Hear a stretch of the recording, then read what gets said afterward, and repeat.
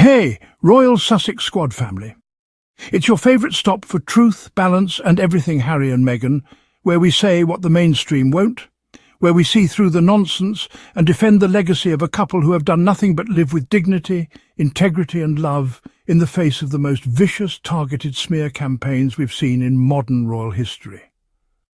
Now listen, if you haven't been tuning in to Meghan's podcast lately, you're seriously missing out. This week's episode of Archetypes presents Confessions of a Female Founder Was Everything. Everything.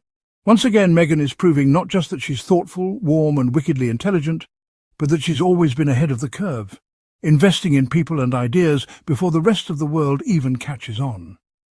So, in this episode, Meghan sat down with Hannah Mendoza, the amazing co-founder of Clevr Blends, that incredible latte powder company Meghan invested in way back in 2020. Now remember, this wasn't some big brand. This wasn't some celebrity endorsement deal being handed out over a PR lunch. No, this was Meghan finding a small, female-led startup, seeing the vision and saying, I believe in you. That is the kind of woman Meghan is. She's not waiting for a boardroom presentation. She's not looking for clout. She's looking to empower, to build, to amplify. And let's be real. She didn't just amplify it, she changed the game. Shortly after Meghan's involvement, the brand got a stamp of approval from none other than Oprah Winfrey. Now, if you know anything about business, you know that when Oprah speaks, people listen. And why did Oprah speak up? Because Meghan shared her love for the product. That's not just influence, that's impact. That's what happens when someone with genuine passion and purpose chooses to support something real. But here's what really struck me in this interview. Something deeply personal that Meghan shared. And once again, the tabloids are out here twisting it because God forbid this woman be allowed to share her truth without someone trying to weaponize it. She revealed that during her pregnancies, she worked with an Ayurvedic doctor, and I already know. Somewhere in a dusty office, a miserable royal reporter with an axe to grind was just waiting to roll their eyes and write something snide. Because how dare Meghan take care of her health in a way that isn't rooted in bland British conventionality? Let's break this down. Ayurveda is a 5,000-year-old medical system that originated in India. It's holistic, natural and deeply focused on balance of mind, body and spirit. It's about food as medicine. It's about healing from the inside out. And Meghan said herself, during my pregnancies I had an Ayurvedic doctor, and so much of it was about seeing food as medicine. Now, if Kate Middleton had said that, you already know what the headlines would read. Elegant Duchess turns to ancient wellness secrets for royal baby bliss. But Meghan says it, and it becomes hippie American Duchess pushes pseudoscience. The double standards are exhausting, and they're not just irritating. They are racist, classist, and rooted in centuries of dismissing anything non-white, non-Western, and non-aristocratic as inferior or suspicious. Let's get real. Meghan wasn't just trying to feel good, she was trying to survive. She was growing life while being hunted by the press, abandoned by the institution, and surrounded by people more concerned with optics than her well-being. She did what any strong, self-aware woman would do. She sought peace, nourishment, and healing. She didn't numb herself with protocol or suffer in silence. She took care of herself. That's strength. That's leadership, that's motherhood at its finest. And of course, Meghan, being the educator and connector that she is, she didn't stop there. She brought up the way people react to mushrooms and adaptogens, those natural ancient plants and herbs that help manage stress and support the body. And she said it so perfectly. People hear mushrooms and they start thinking, oh, she's being weird again, like she's lighting incense and chanting in a forest somewhere. But what she's really doing is challenging outdated thinking. She brought up how, not so long ago, people didn't even know how to pronounce quinoa. They called it quinoa. And now, it's in every salad bar from New York to Notting Hill. Food evolves, ideas evolve. But when Meghan is ahead of the curve, they treat her like she's some fringe weirdo trying to push California crystals on the masses. And that's not just unfair, it's malicious. It's deliberate. Because when a black woman embraces wellness, she's called extreme. When a white royal does the same, she's called progressive. What Meghan was saying, and saying with her usual grace, is that we need to stop being so reactive to what we don't understand. She wasn't preaching, She was laughing, she was being relatable.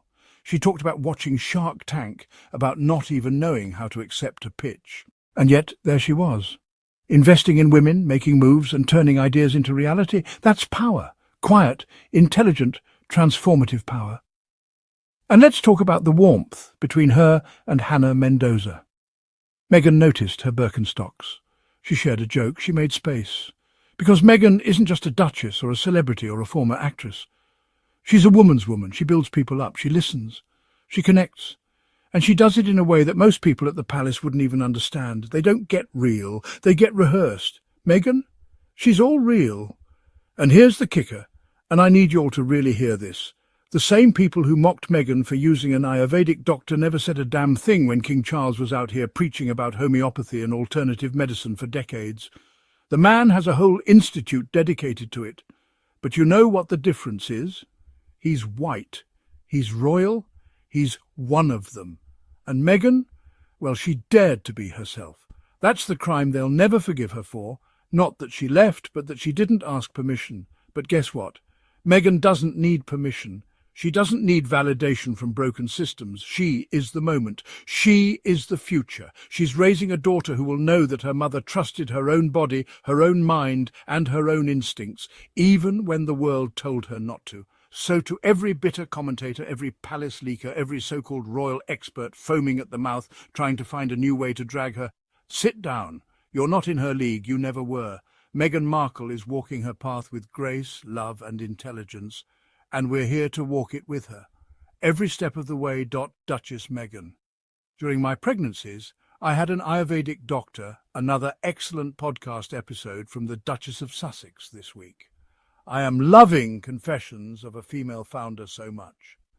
In this week's episode, Meghan interviews Hannah Mendoza, co-founder of Clevr Blends, the latte powder company in which Meghan invested in 2020. Meghan got in on the ground floor. Clevr Blends was in its infancy at that time, and Meghan's investment in and association with the brand took Clevr to the next level. An endorsement from Oprah Winfrey didn't hurt either, which happened quickly after Meghan's investment. I'm including the podcast interview at the end of the post. In this COAF episode, Meghan talked about how she was pregnant with Lily when she first met Hannah, and she was seeing an Ayurvedic doctor. According to the Cleveland Clinic, Ayurveda is a 5000-year-old medical system originating in India and employs a natural and holistic approach to physical, mental and emotional health. During my pregnancies, I had an Ayurvedic doctor, and so much of it was about seeing food as medicine, the Duchess of Sussex said on the show, where she was joined by Hannah Mendoza, founder of the plant-based superfood latte and tea brand Clevr Blends, which Meghan is an investor in. The comment came up in a conversation about alternatives to caffeine, and Meghan spoke about taboos around mushrooms and other adaptogens. I think a lot of people, when they hear mushrooms, they go, okay, she's talking about being hippy-dippy and grounded in all these things. And if you aren't familiar with adaptogens, you can go to this place of, oh, it's feeling a little psychedelic and super woo-woo. But what we're talking about is, in some ways, is food trends, which you were ahead of the curve on, she said.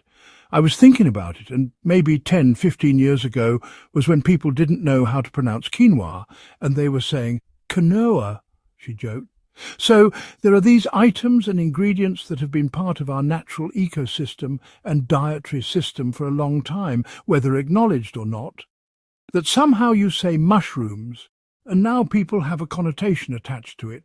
But it's really just a food trend that I believe you were far ahead of in terms of saying, hold on, these have properties that can in some way make you feel differently, in a really safe way. I do think Meghan is very woo-woo in general, and I'm not saying that as an insult at all. If King Charles wasn't such a shitty person, he would have discovered that he and Meghan have a lot in common with their love of alternative medicines and Asian therapies. One of the cutest parts of this interview was Meghan talking about Hannah's Birkenstocks and how Hannah didn't even know how to pitch, and Meghan wouldn't know how to receive a pitch, even though Meghan was watching a lot of Shark Tank at the time. And if you're here with us, if you're riding with the squad, then do what real community does. Support this space. Subscribe, drop a comment, share this video, and hit that super thanks button below. We don't play the palace games, we tell the truth, and your support helps us keep doing just that. So until next time, stay bold, stay beautiful, and most of all, stay unbothered. Love to you all. Peace.